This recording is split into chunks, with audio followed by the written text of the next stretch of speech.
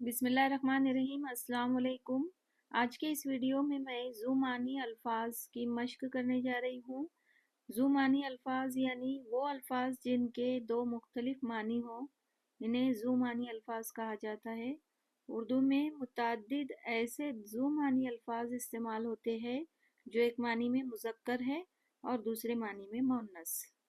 इसी की कुछ मिसालें मैं यहाँ पर आपके सामने पेश कर रही हूँ। पहले कॉलम में हम लिखेंगे अल्फाज, दूसरे में उसके मुज़क्कर मानी लिखेंगे,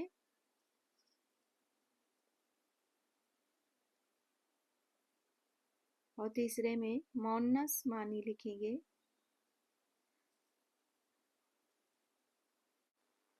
पहला लफ्ज़ है लगन, इसके मुज़क्कर मानी है बर्तन। शमा लगाने की थाली जिसमें मोम पिघल कर गिरता है उसे लगन कहते हैं। दूसरा है मोहब्बत, मुअन्नस मानी। दूसरा लफ्ज़ है तकरार, इसके मुज़क्कर मानी है बार बार, मुअन्नस मानी है झगड़ा। तीसरा लफ्ज़ है आग, इसके मुज़क्कर मानी है पानी और मुअन्नस मानी है चमक।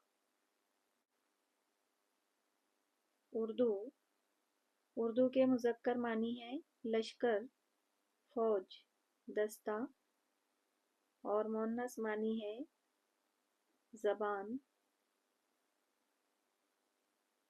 मार के मुज़क्कर मानी है सांप,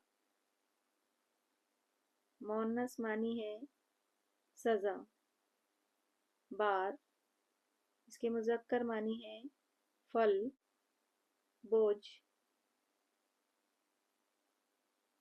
मुअन्नस मानी है दफ़ा। कान, इसके मुज़क्कर मानी है उज़ू, जिस्म का हिस्सा। मुअन्नस मानी है मादन।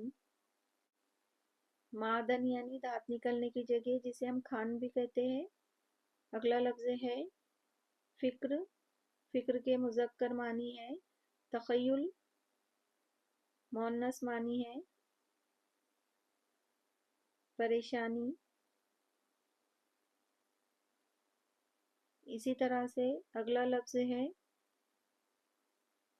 शाम। शाम यानी मुल्क का नाम भी है शाम,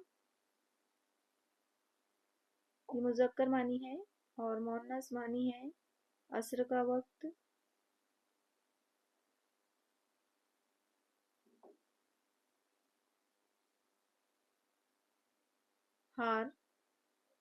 हार के मुज़क्कर मानी है फूलों का हार, यानी जो फूलों से बनाई जाती है माला, उसे हार कहा जाता है।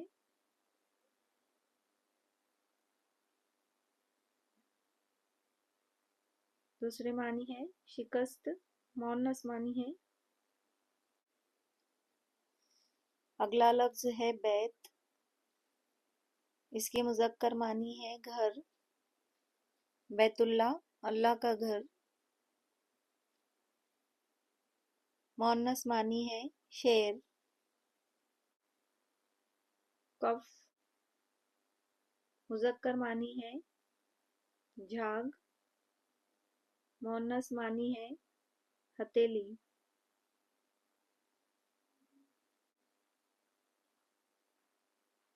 बोस्ता, मुज़क्कर मानी है बाग, मुअन्नस मानी है किताब का नाम।